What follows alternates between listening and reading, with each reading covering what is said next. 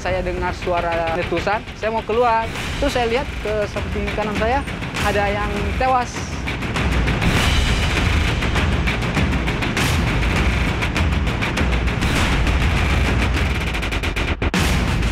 Yang bersangkutan selama ini banyak mengurusi pajak-pajak. Di situ ada indikasi menggelapkan uang tersebut.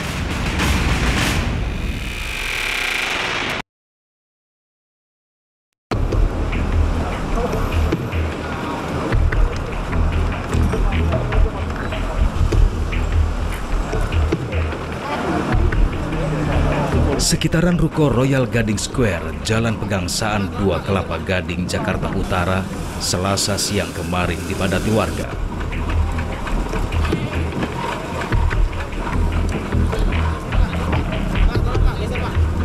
Rupanya akan ada proses rekonstruksi kasus penembakan yang menewaskan Sugianto, bos PT Dwi Putra Tirta Jaya. Total tersangka dalam kasus ini berjumlah 12 orang. 2 diantaranya bertindak sebagai eksekutor lapangan. Masing-masing Syahrul dan Mahfud.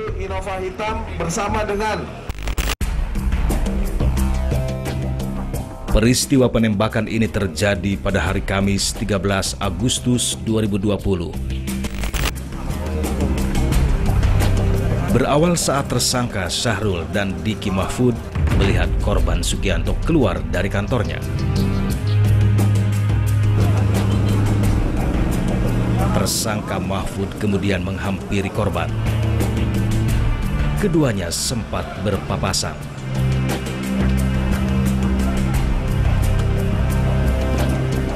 Selanjutnya Mahfud menembak Sugianto sebanyak 5 kali. Adegan 28C, tersangka Mahfud menembak sebanyak 5 kali ke arah korban yang mengakibatkan korban meninggal dunia.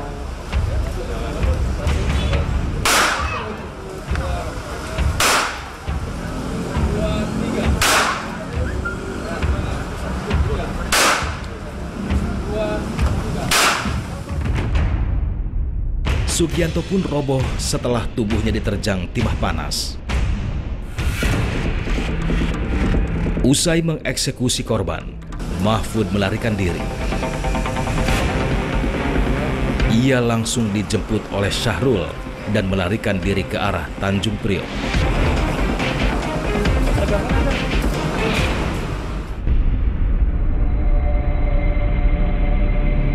Rupanya, peristiwa penembakan bos PT Dwi Putra Tirta Jaya yang bergerak di bidang ekspedisi pelayaran ini sudah lama direncanakan.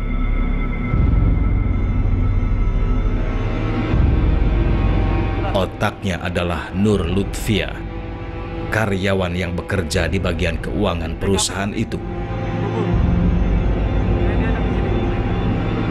Para tersangka ini sudah beberapa kali bertemu untuk menyusun rencana jahat.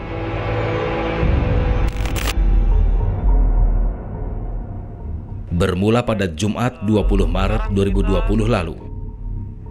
Adegan berikutnya yaitu rekonstruksi. Nur Lutfiah meminta tolong kepada tersangka Rohiman alias Maman, suami sirinya, untuk menghabisi Sugianto, bosnya sendiri. Namun Maman tidak menyanggupinya. Lutfiah terus mendesak Maman agar bisa mencari orang untuk mengeksekusi Sugianto. Hingga akhirnya Rabu 12 Agustus 2020, Maman mendapatkan sang eksekutor.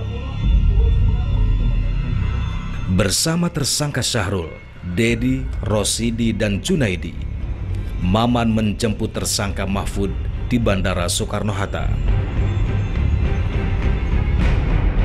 Pertemuan untuk merencanakan pembunuhan pun semakin intens.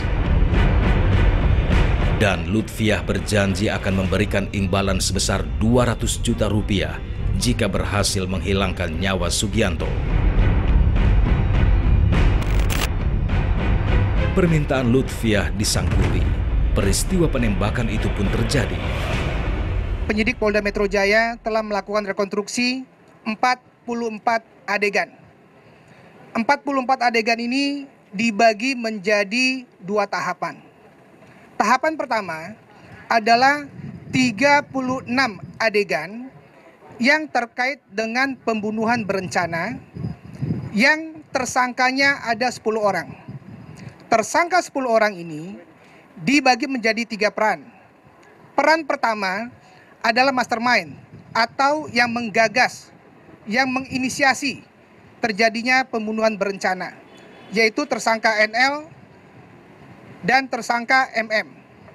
Kemudian peran yang kedua adalah mereka-mereka yang tim supporting, yang membawa, yang mengantar, membawa senjata dan seterusnya, yang ikut rapat persiapannya.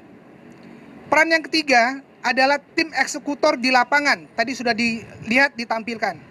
Eksekutor ini ada 2 orang. Yang pertama adalah DK yang langsung melakukan eksekusi dengan menggunakan senjata api. Dan satu lagi adalah tersangka SR yang sebagai joki terkait dengan tersangka DK yang saya sebutkan tadi.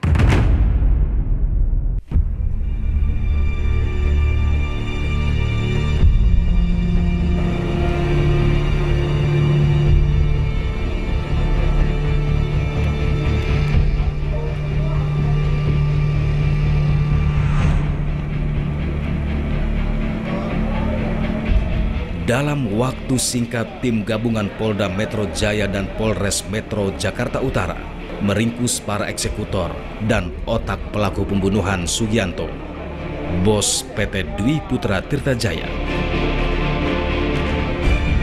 12 orang telah ditetapkan sebagai tersangka dalam kasus ini. Mereka ditangkap di tempat berbeda.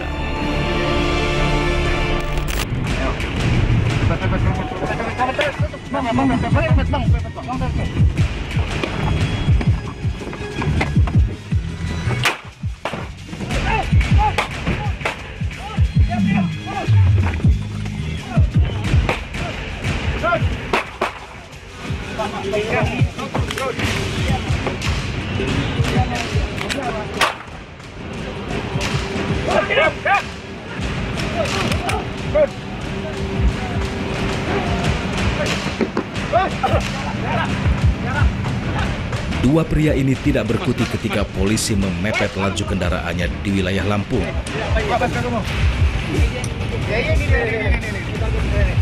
Salah satunya ternyata Syahrul, tersangka yang membonceng Diki Mahfud, eksekutor lapangan.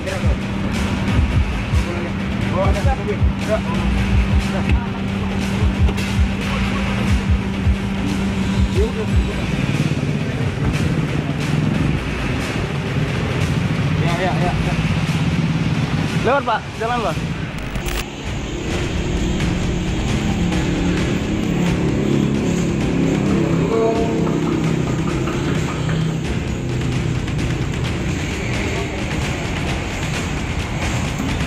Dari tempat tinggal Syahrul, polisi menemukan helm serta jaket Grab yang digunakan saat beraksi.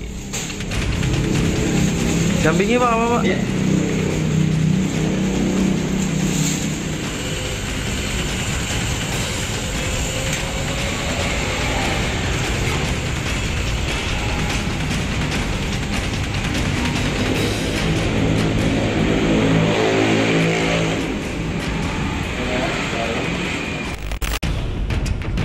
Selanjutnya giliran Mahfud, sang eksekutor, ditangkap di Kecamatan Sukabumi, Kota Bandar Lampung.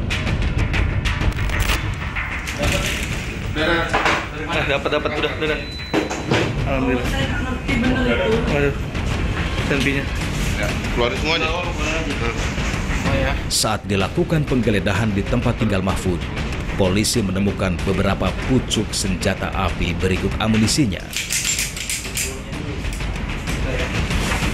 Ini apa, Bu? Saya nggak tahu saya itu. Ya enggak, ini apa? Itu apa? Ya pistol. Punya siapa? Ya saya nggak tahu punya siapa. Saya nggak pernah melihat itu tahu ada di situ. Punya siapa? Saya suami saya juga dia megang, saya nggak pernah melihat. Ya, Tahu saya. punya siapa? Ya, saya nggak tahu. Punya ibu atau punya suami? Ya nggak tahu punya siapa. Sumpah. Pak demi Allah. Ibu ikut saya nanti ya. Kemana? Polda ya. Polda. Ya saya kan anak-anak saya gimana? Ikut. Punya ibu apa? Punya ibu apa? Punya ibu. Iya. Videonya.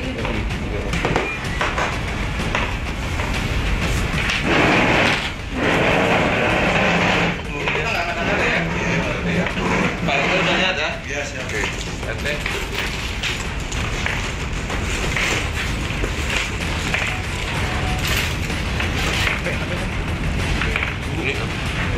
Ini harddisk ya.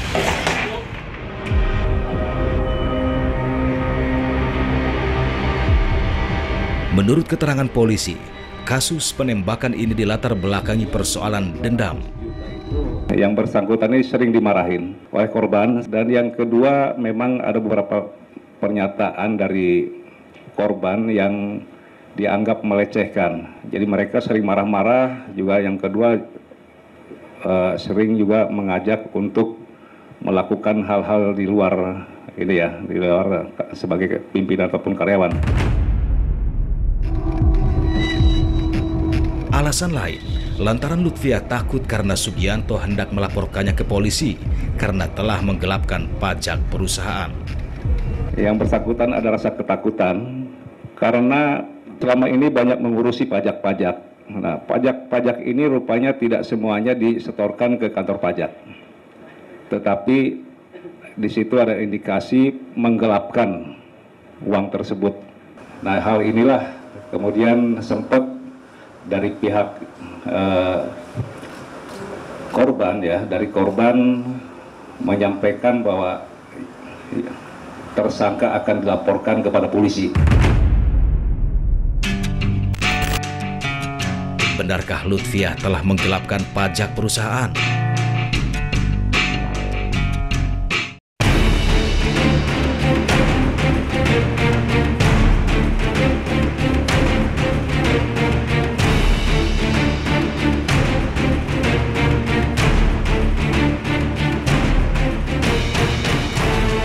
Peristiwa penembakan Sugianto, bos PT Dwi Putra Tirta Jaya di sekitar Ruko Royal Gading Square, Jalan Pegangsaan 2 Kelapa Gading, Jakarta Utara begitu cepat.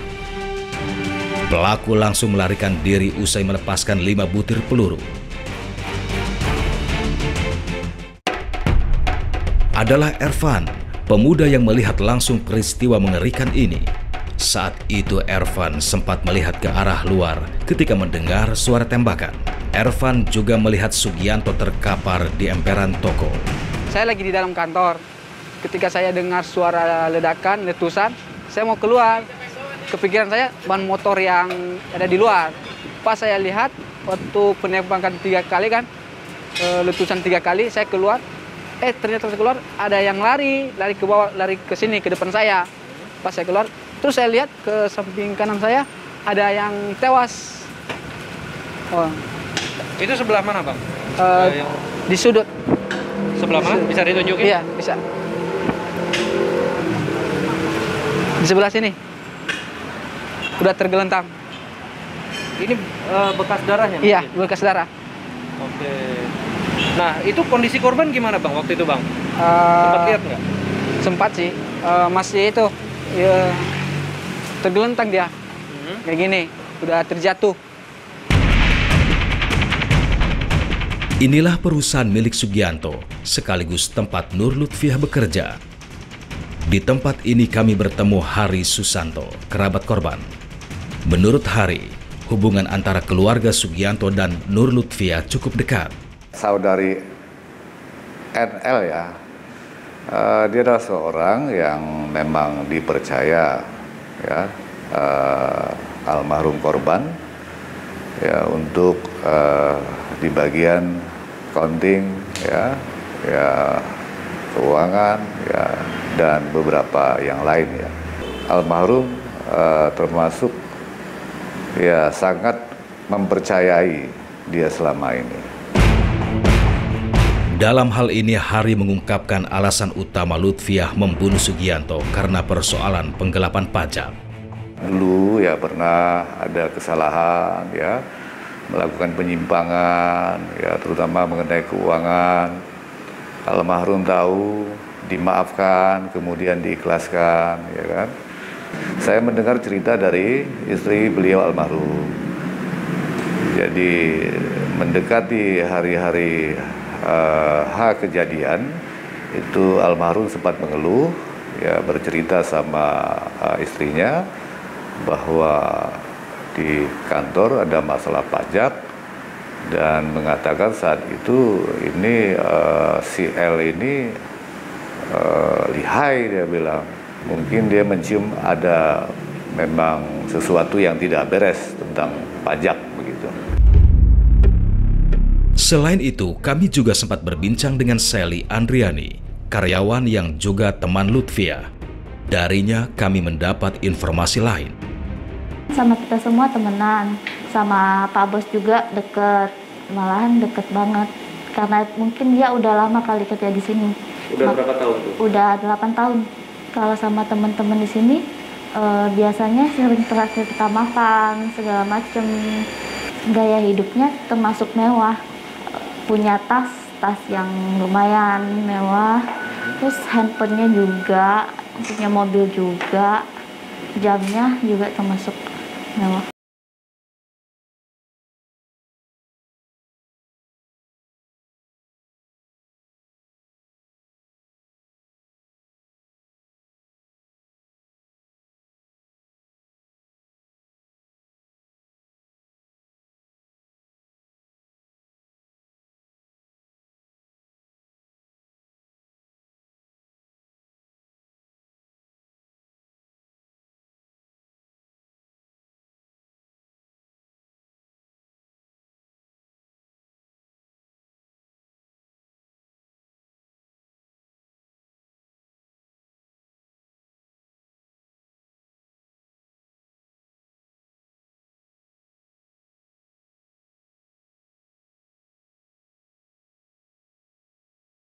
Ya, keluarin semuanya. Oh ya. Ntar kosongin dulu. Kosongin dulu.